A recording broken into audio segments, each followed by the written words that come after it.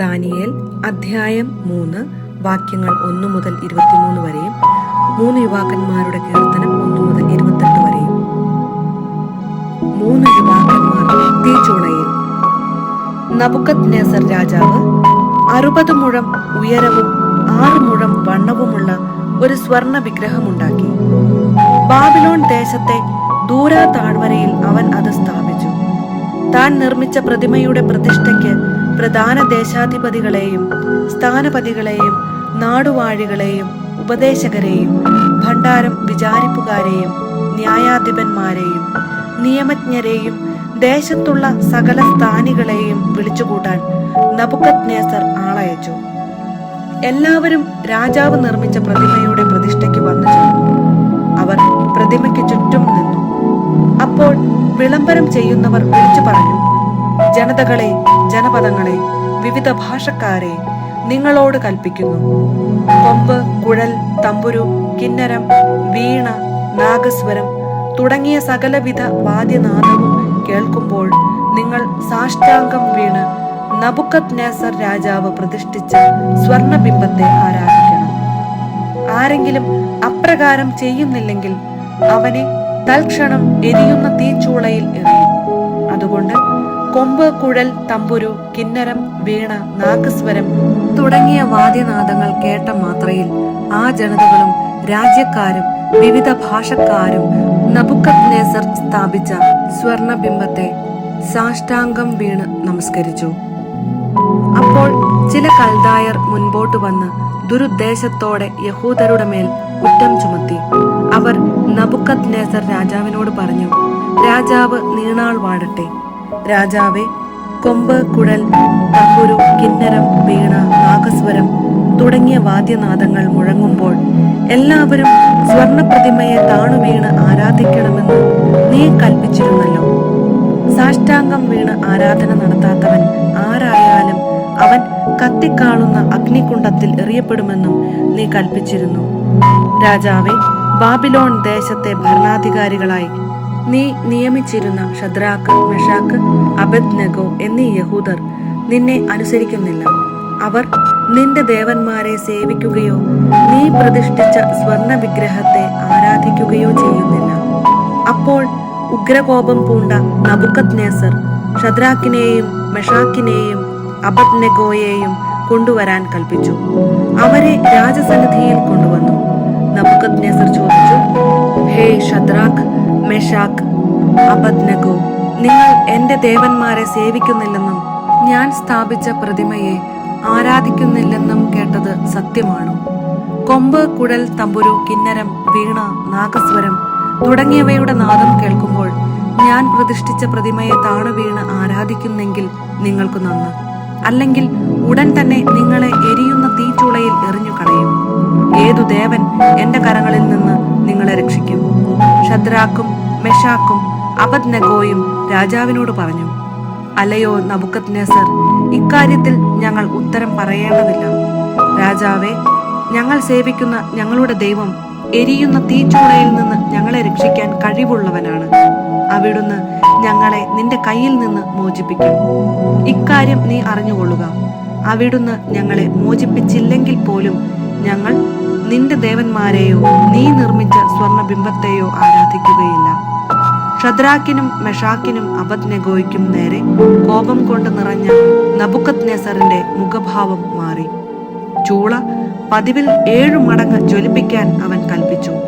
ഷദ്രാക്കിനെയും മെഷാക്കിനെയും അബേദ്നെഗോയെയും ബന്ധിച്ച് ആളിക്കത്തുന്ന ചൂളയിലേക്ക് വലിച്ചെറിയാൻ തന്റെ ശക്തരായ ഭടന്മാരോട് ആജ്ഞാപിച്ചു. പടയാളികൾ അവരെ അങ്കി, തൊപ്പി, മറ്റു വസ്ത്രങ്ങൾ എന്നിവയോടുകൂടെ ബന്ധിച്ച് ആളിക്കത്തുന്ന അഗ്നികുണ്ഡത്തിലേക്ക് എറിഞ്ഞു. കർശനമായ രാജകൽപ്പന അനുസരിച്ച് തീച്ചൂള. ദാനിയേൽ അധ്യായം 3 യുവാക്കന്മാരുടെ കീർത്തനം 29 മുതൽ. കർത്താവേ, ഞങ്ങളുടെ പിതാക്കന്മാരുടെ ദൈവമേ, അങ്ങ് വാഴ്ത്തപ്പെട്ടവനാണ്. അങ്ങ് എന്നുമെന്നും സ്തുത്യർഹനും അത്യുന്നതനുമാണ്. അങ്ങയുടെ മഹത്വപൂർണമായ പരിശുദ്ധ നാമം വാഴ്ത്തപ്പെടട്ടെ. അത് എക്കാലവും എല്ലാറ്റിനും ഉപരി മഹത്വപ്പെടുകയും സ്തുതിക്കപ്പെടുകയും ചെയ്യട്ടെ. പരിശുദ്ധിയും മഹത്വവും നിറഞ്ഞു തുളുമ്പുന്ന അങ്ങയുടെ ആലയത്തിൽ അങ്ങ് വാഴ്ത്തപ്പെടട്ടെ. അങ്ങ് എന്നെന്നും പുകഴ്ത്തപ്പെടുകയും അത്യധികം മഹത്വപ്പെടുകയും ചെയ്യട്ടെ. കെരൂബുകളുടെ മേൽ ഇരുന്ന് അഗാധങ്ങളെ വീക്ഷിക്കുന്ന അങ്ങ് വാഴ്ത്തപ്പെടട്ടെ. അങ്ങ് എന്നേക്കും സ്തുതിക്കപ്പെടുകയും അത്യധികം വാഴ്ത്തപ്പെടുകയും ചെയ്യട്ടെ. രാജകീയ സിംഹാസനത്തിൽ ഉപവിഷ്ടനായിരിക്കുന്ന അങ്ങ് വാഴ്ത്തപ്പെട്ടവനാണ്. അങ്ങ് എന്നെന്നും പുകഴ്ത്തപ്പെടുകയും അത്യധികം ഉന്നതനായിരിക്കുകയും ചെയ്യട്ടെ. ആകാശവിധാനത്തിൽ അങ്ങ് വാഴ്ത്തപ്പെട്ടവനാണ്.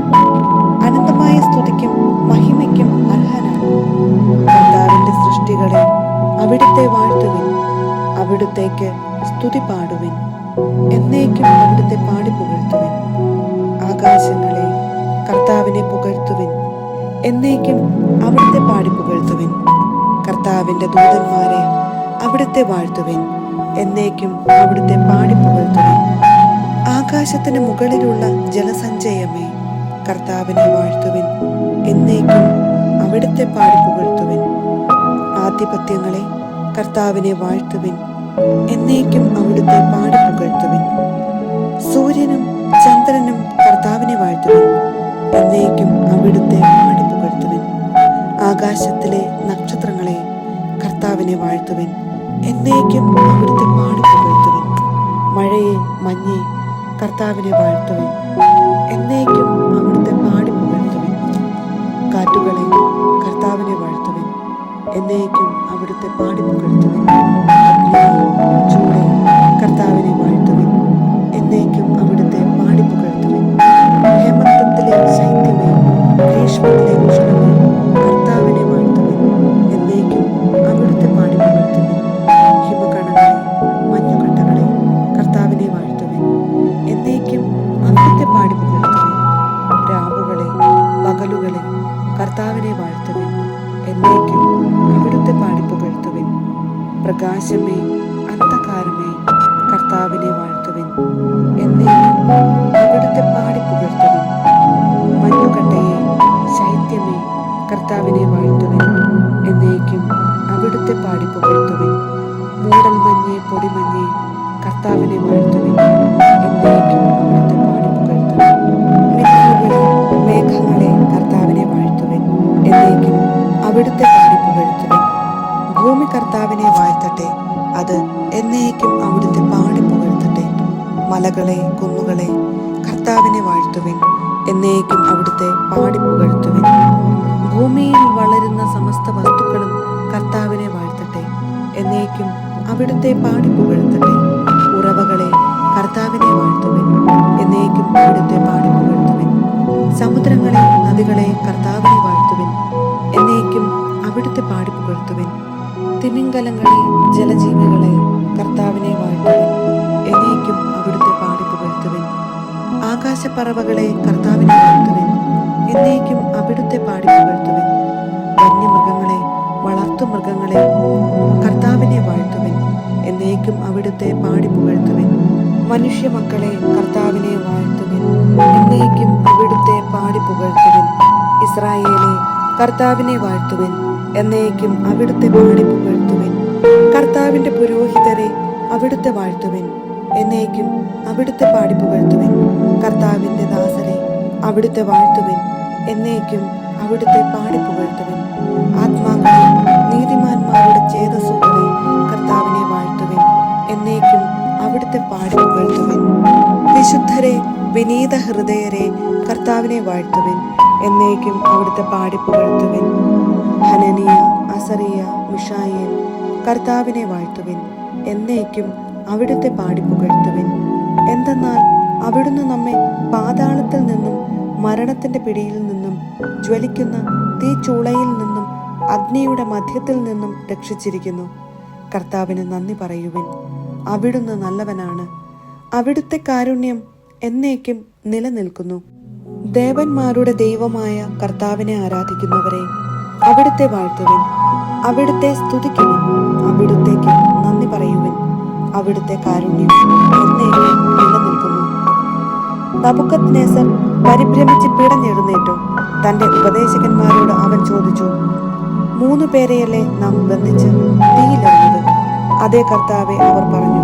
രാജാവ് പറഞ്ഞു, എന്നാൽ അഗ്നിയുടെ നടുവിൽ ബന്ധനം കൂടാതെ 4 പേർ നടക്കുന്നത് ഞാൻ കാണുന്നു. അവർക്ക് ഒരു ഉപദ്രവവും ഏറ്റിട്ടില്ല. 4ാമത്തവൻ കാഴ്ചയിൽ ദേവകുമാരനെ പോലെ ഇരിക്കുന്നു. ജ്വലിക്കുന്ന തീച്ചുളയുടെ വാതിൽക്കലെത്തി നബുക്കദ്നേസർ പറഞ്ഞു, ഷദ്രാക്ക്, മെഷാക്ക്, അബദ്നെഗോ, അത്യുന്നതനായ ദൈവത്തിന്റെ ദാസന്മാരായ നിങ്ങൾ പുറത്തു വരുവിൻ. അവർ അഗ്നിയിൽ നിന്ന് പുറത്തു വന്നു. പ്രധാന ദേശാധിപന്മാരും സ്ഥാനപതികളും നാടുവാഴികളും രാജാവിന്റെ ഉപദേശകരും വന്നുകൂടുകയും ആ മൂവരുടെയും മേൽ അഗ്നിക്ക് ഒരു ശക്തിയും ഉണ്ടായിരുന്നില്ലെന്ന് കാണുകയും ചെയ്തു. അവരുടെ തലമുടി കരിയുകയോ വസ്ത്രത്തിന് കേടുപറ്റുകയോ അവർക്ക് തീയുടെ ഗന്ധം ഏൽക്കുകയോ ചെയ്തില്ല. നബൂഖദ്നേസർ പറഞ്ഞു, ഷദ്രാക്കിന്റെയും മെഷാക്കിന്റെയും അബദ്നെഗോയുടെയും ദൈവം വാഴ്ത്തപ്പെടട്ടെ. സ്വന്തം ദൈവത്തെ അല്ലാതെ മറ്റൊരു ദേവനെയും ആരാധിക്കുകയോ സേവിക്കുകയോ ചെയ്യുന്നതിനേക്കാൾ സ്വശരീരങ്ങളെ പീഡനത്തിന് വിട്ടുകൊടുക്കുന്നതിനും രാജകൽപ്പനയെ പോലും അവഗണിക്കുന്നതിനും തക്കവിധം തന്നിൽ ആശ്രയിച്ച തന്റെ ദാസന്മാരെ അവിടുന്ന് സ്വന്തം ദൂതനെ അയച്ച് മോചിപ്പിച്ചുവല്ലോ.